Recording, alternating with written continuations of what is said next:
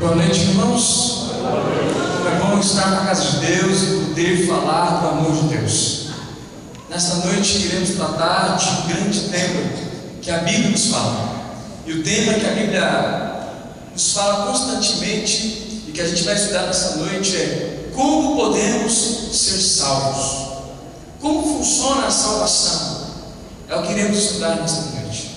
Para este momento, eu quero convidar você a abrir a sua Bíblia no livro de Mateus, capítulo 19, verso 16. Abra a sua Bíblia no Evangelho de Mateus, capítulo 19, verso 16.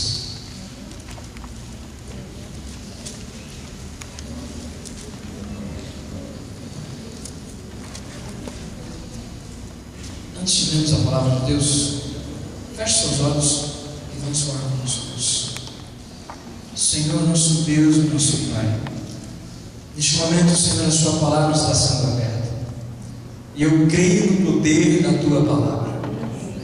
Senhor Deus, que o teu Espírito Santo se faça presente mais uma vez, que as pessoas possam ouvir não a mim, mas o Senhor Jesus, e que elas possam, Senhor, ser impactadas pelo poder que há na cruz.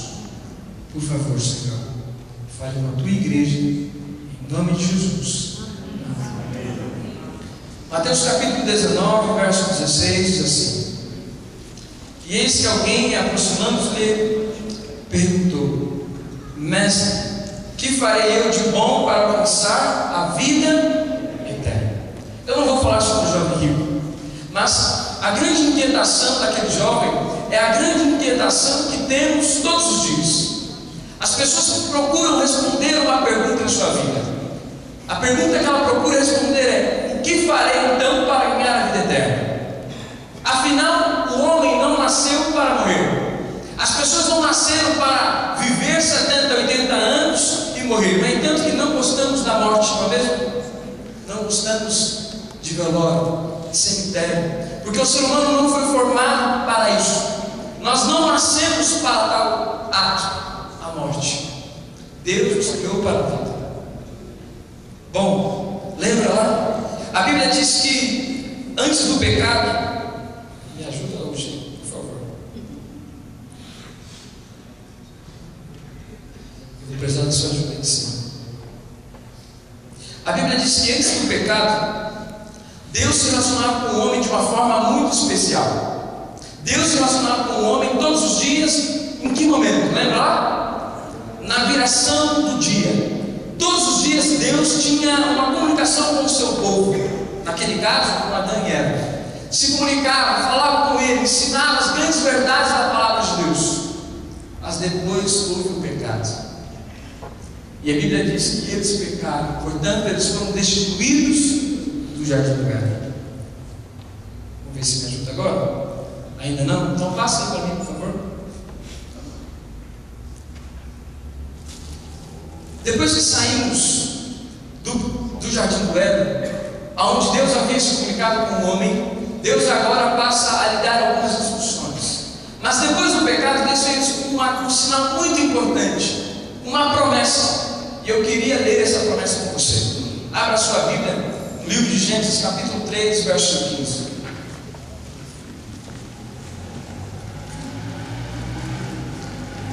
Gênesis capítulo 3,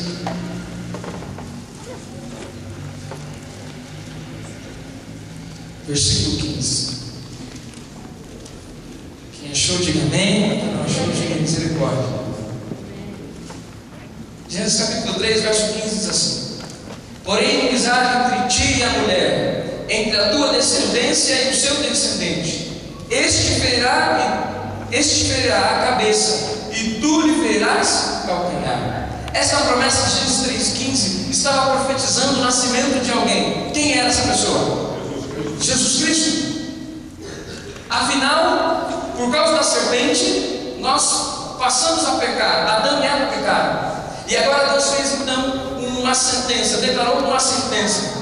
A sentença que Deus havia declarado era alguma coisa mais ou menos assim: A serpente estava aqui, a mulher estava aqui, e Deus começou a falar: olha, serpente, haverá de nascer alguém desta mulher, e alguém que nascer desta mulher vai pisar em tua cabeça, mas você vai ferir o calcanhar daquele a qual nascer. Uma promessa messiânica, uma promessa onde não havia mais esperança, porque diz o texto que quando eles pecassem, certamente o que iria acontecer com eles? Mas ninguém morreu. Certo ou errado? Alguém morreu ou não? Não morreram homens, mas houve morte naquele dia. Gênesis 3:21. Olha o que o texto diz em Gênesis 3:21.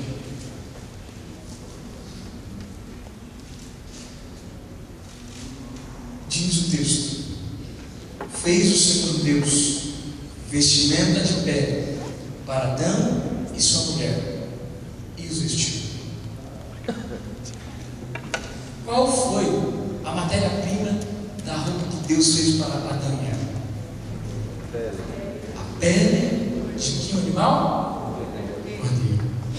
Eles não conheciam a morte, eles não conheciam o salário do pecado. Mas depois daquele pecado, depois daquele ato de desobediência, eles passaram então a conhecer o salário da morte, o salário do pecado, digo. E houve morte naquele momento. Jesus então começou a mostrar para ele que para todo pecador havia uma esperança, a esperança de que alguém pagaria o preço do pecado. As pessoas hoje no mundo onde vivemos vivem desesperadas. Algumas pessoas, quando a gente vai conversar, falam: pastor, como eu vou adentrar a igreja cheio de pecados, cheio de erros? Olha, eu tenho tantos pecados, tantos erros, cometi tantas falhas em minha vida. Mas eu quero dizer para você que lá em Gênesis capítulo 3, verso 15, havia esperança de que alguém pagaria o preço do pecado. Através de Cristo Jesus nós temos perdão. Através de Cristo Jesus nós estamos livres da culpa. Não é isso que Romanos 8 diz? Aquele que está em Cristo, portanto, não há o quê? Nenhuma condenação. A esperança daquele que vive em Cristo Jesus. Este é o Cordeiro, aquele que morreu por nós. E aí começa então a Bíblia a falar sobre as profecias messiânicas. Vamos ver quais são algumas delas? Olha aí, Isaías 7,14. Olha na sua Bíblia em Isaías 7,14. Cristo nasceria de uma virgem. Portanto, o Senhor mesmo nos dará um sinal, e esse quem? A virgem conceberá e dará luz a um filho, e lhe chamará Emanuel. Jesus nasceria, e a palavra Emanuel significa o quê? Deus quer sempre habitar com os seres humanos.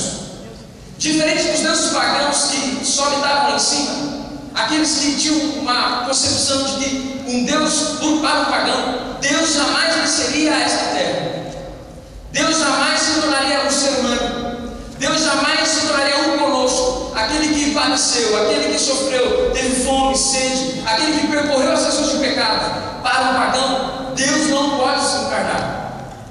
Mas para a Bíblia, Deus é aquele que está sempre ao nosso lado e se fez entre nós. A maior prova de amor não é a cruz, sabia disso? Não é a cruz. Mas como isso, pastor? É verdade. A maior prova de amor que Deus fez para a gente é Deus se tornar homem por toda a eternidade. Sabe o que é Deus? Deus Todo-Poderoso ser um de nós em fé. Todos os dias da vida dele, toda a eternidade. O texto continua e ele fala sobre alguns símbolos. Lembra de alguns símbolos do santuário? Abra lá em Êxodo 25, verso 8. Alguns símbolos que o santuário mostra para a gente sobre o Evangelho. O Evangelho em símbolos, diz o texto. Êxodo 25, verso 8. Esse texto é bastante conhecido na igreja, mas mostra Deus querendo habitar conosco. A Bíblia diz assim: todos acharam? Digam amém. Amém. E me farão um santuário para que eu possa habitar no meio de quem? Deus. Deus sempre quer habitar conosco. Agora, quer ver o antítipo dessa afirmação? João 1,14. Abra lá. No Evangelho de João, capítulo 1, verso 14. Nós temos no Antigo Testamento o santuário como sendo a habitação de Deus. Mas esse Deus quis habitar conosco de uma forma melhor e bem maior. João 1,14. Paulo, lê para a gente. E o Verbo se fez carne e habitou entre nós, cheio de graça e de verdade, e vimos a sua glória como unigênito do Pai. A habitação de Deus. Deus habitando com o seu povo. Deus se tornando um conosco. Um santuário no Novo Testamento. O maior exemplo dele é o próprio Cristo. Porque enquanto no Antigo Testamento Deus habitava apenas no santuário, no Novo Testamento Cristo habitou entre a gente. Diz o texto, alguma tradução, habitar significa armar uma barraca. Ele veio morar, tabernacular, está conosco em todos os momentos da vida. Diz o teólogo Filipenses que diz assim: nós, antes de conhecer a encarnação de Jesus, era como aqueles peixes no aquário. Como assim, pastor? De fato, você que tem um aquário, lembra bem dessa história. A gente alimenta os peixinhos, cuida dos peixinhos, trata bem deles, não é verdade? Mas toda vez que você se aproxima dos peixes, o que acontece? Sai correndo. Ele não quer nem saber da gente. A gente trata bem, mas ele não quer saber da gente. Só que aí, então, um dono daquele aquário pensou: como eu vou comunicar melhor com esse peixinho? Afinal, esse peixinho não quer papo comigo. Aí esse cuidador dos peixinhos virou um peixe. Quando ele se tornou peixe, ele conseguiu se comunicar com quem? Com os peixinhos. Assim é Jesus Cristo. A gente não tinha uma compreensão total do seu amor. A gente não compreendia de uma maneira tão completa o que é dar a vida pela pessoa pecadora. A gente não tinha um conhecimento tão amplo. Então Jesus falou assim: eu preciso me tornar como um de você, viver com você, comer junto com você, para você entender que eu também te amo. Jesus é assim. O texto continua e diz assim: o santuário foi montado baseado no santuário celestial, mas existem dois tipos do santuário que mostram quem é Cristo, e eu queria ver apenas uma coisa com você. Quando o pecador estava consciente do seu pecado, o que ele fazia mesmo? Ele ia ao santuário, o que ele levava? Um cordeirinho e confessava o quê? O seu pecado. Mas quem matava o animal? Geralmente as pessoas não sabem disso. Quem matava o animal? O sacerdote ou o pecador? O sacerdote ou o pecador? Está muito devagar essa igreja. De novo, o sacerdote ou o pecador?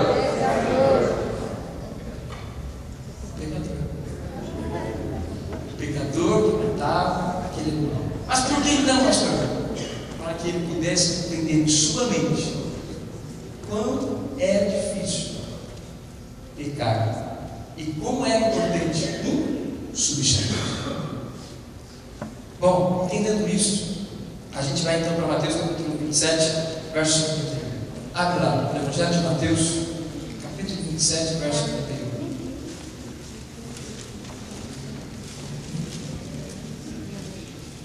Esse texto diz que não precisamos mais do santuário. Olha o que o texto diz, Mateus 27, verso 51. Eis que o véu do santuário se rasgou em duas partes, de alto a baixo. Tremeu a terra, fendeu-se o quê? Depois que Cristo veio a este mundo, morreu para nós pecadores, não precisamos mais do quê? De sacrifício. Porque a Bíblia diz que o sangue dele perpétua toda a eternidade. E a gente agora, o salário, o preço do pecado foi pago. Hoje Cristo está atendendo a nós no santuário, mas Ele está com o seu sangue oferecendo a nós. Está agora aplicando os méritos dele na cruz, no santuário celestial. Mas o que a gente aprende muito com esse texto é que a gente não precisa mais de homens para para buscar a face de Deus. A distância de Deus e você é apenas um dobrar de joelhos e por uma oração. Todos têm acesso diante de Deus. Eu não preciso mais ir ao santuário com o meu animal e sacrificar. Por quê? Porque eu tenho o próprio Cristo orando pela gente, intercedendo por mim e por você. Por isso, tenha certeza que no seu trabalho existe um Deus orando por você. Tenha certeza que na sua escola, tenha certeza que para a sua família, tenha certeza que para todos os seus sonhos e projetos existe um Deus no santuário celestial intercedendo por você. E se suas orações são imperfeitas, existe o Espírito Santo que muda um pouco as nossas orações para chegar-se ao céu. Por isso, tenha certeza, irmãos, quando a gente dobra os nossos joelhos, existe um Deus ouvindo as nossas orações. Creia no poder da oração. O texto continua e a gente vai entender algo bastante interessante agora. É que como Jesus então definiu a sua missão. Não precisa abrir, a gente já vai ler aqui, mas eu queria que você lesse comigo. Leia comigo. Porque o Filho veio buscar e salvar. Essa é a missão de Jesus.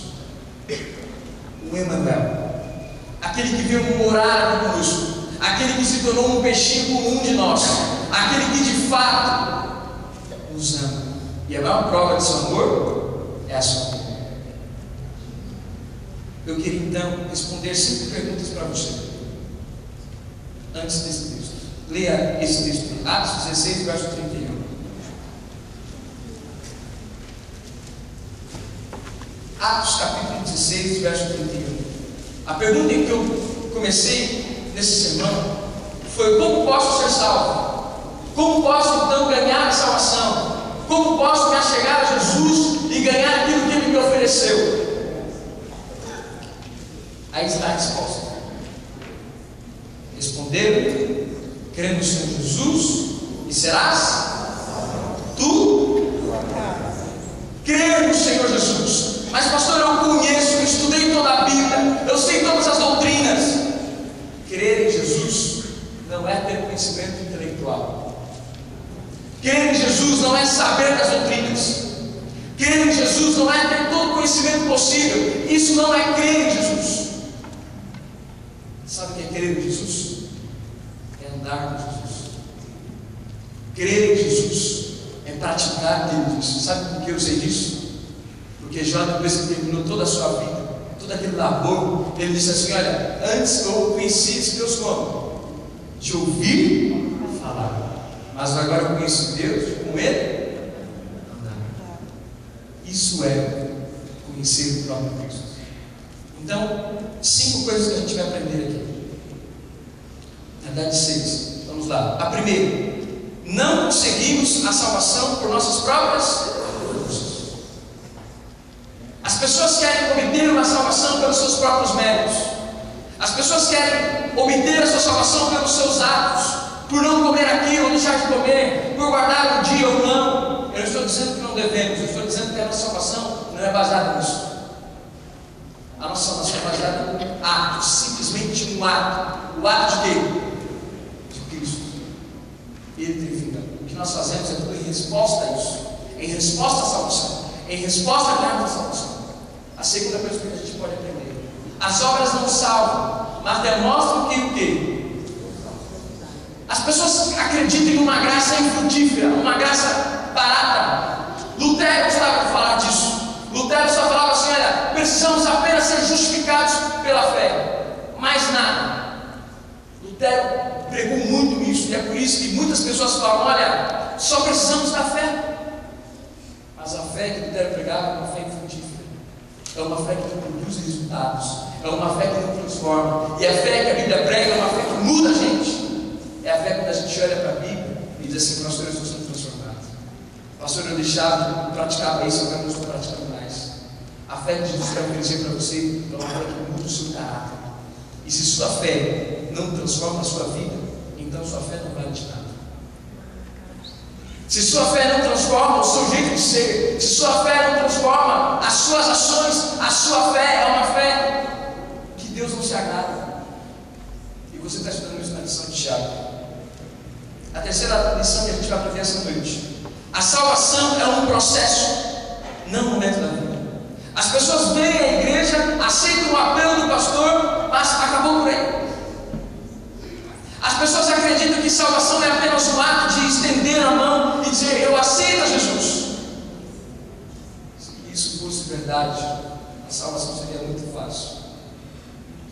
A salvação não é um ato, simplesmente. A salvação é um processo. A quarta verdade: a salvação é obtida somente pela fé em quem? Não é pela fé no pastor, não é pela fé na liderança da igreja, não é pela fé em suas doutrinas, é pela fé em quem? Em Cristo Jesus. A quarta lição: Jesus morreu por todos, mas nem todos irão se salvar. Já pensou nisso? Jesus morreu para toda a humanidade. Jesus morreu para todo pecador, porque Ele pagou o preço do pecado. Mas então, por que as pessoas não vão se salvar? Porque isso é uma escolha nossa, é uma escolha individual. É você que deseja ser salvo ou não. É você que quer, é você que escolhe aceitar esse sacrifício de Cristo ou não. Por isso, Ele veio morrer para todos, mas nem todos vão se salvar. E a última lição: a salvação é o que, irmãos? De graça. Mas ela não é barata. Ela custou o precioso sangue do Filho de Deus. A salvação que Jesus veio nos oferecer não é uma salvação que não transforma, mas é uma salvação que transforma pelo poder que Ele tem em Cristo Jesus. Porque então a gente não aceita esse sacrifício de Jesus? Porque então a gente não mostra para Ele que amamos, que queremos viver durante toda a eternidade com Ele? Lembre-se disso. Todos, Jesus morreu para todos, para pagar o salário do pecado, e Ele pagou. Mas a salvação é uma escolha sua, e que você possa nesta noite escolher viver ao lado de Jesus. Nós vamos assistir um vídeo e depois nós vamos